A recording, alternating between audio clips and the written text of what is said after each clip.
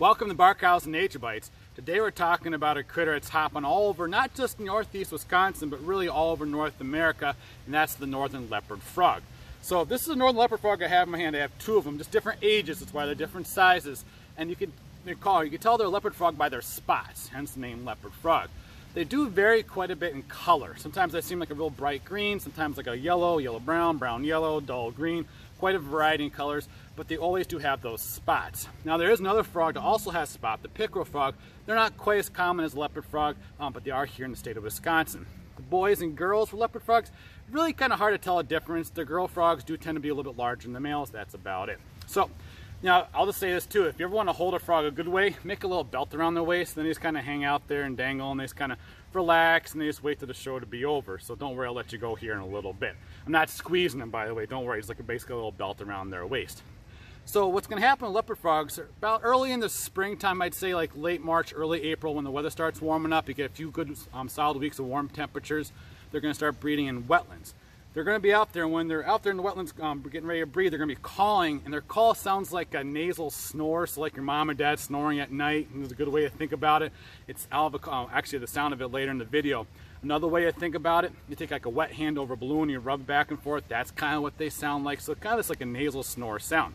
The females will lay several hundred to several thousand eggs. After about a week, the eggs are going to hatch, and there'll be little tadpoles all over the place. And they're going to be mostly herbivores, eating a lot of plants like algae and stuff in the bottom ponds, a little bit of animal material, but mostly just a lot of plants. After about 3 months, the tadpoles are going to undergo metamorphosis, turn into adult frogs, and start hopping all over the place. Now, very often we'll call leopard frogs grass frogs and meadow frogs, because when they're adults, they're going to be hopping in areas like this, lawn areas, fields. So we are seeing quite a bit right now. It's late July, early August. And they're looking for food, basically. Yeah, sometimes they are moving from one wetland to the other, but really out here, this is a lot of food, a lot of flies, mosquitoes. They'll eat anything they get their mouths on. Other frogs even, small snakes, whatever they get. They're very opportunistic eaters for sure.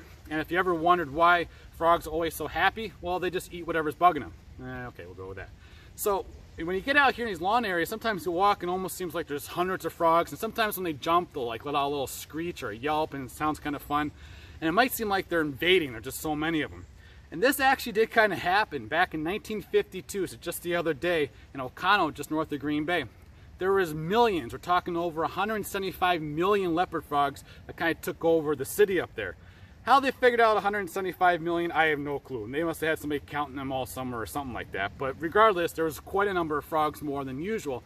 And they thought that was due to high lake levels where the lake didn't really drop, like Lake Michigan there. And so the eggs really were able to hatch, and you had an abundance of frogs. And so it was pretty crazy. People walk outside their houses and they step out at night, shine a flashlight, just hundreds and hundreds of frog eyes staring back at them. People will be driving down the road, and you can imagine what happens then. It was like rifle shots, it sounded like, because there's so many frogs on the road, and then tires, and they'll let you put two and two together there. It's definitely a crazy time. The bonus of that year, there weren't a lot of mosquitoes, because these guys out there were eating them all in the grass. So that was kind of a cool part of that for sure. Could that happen again? You never know for sure. We'll see what happens, but I do know right now we're seeing quite a bit of leopard frogs out here. If you happen to be driving down the road and you see a leopard frog hopping along looking for a ride, just tell them to hop on in, otherwise you might get towed. Thanks for watching Barkhausen Nature Bites.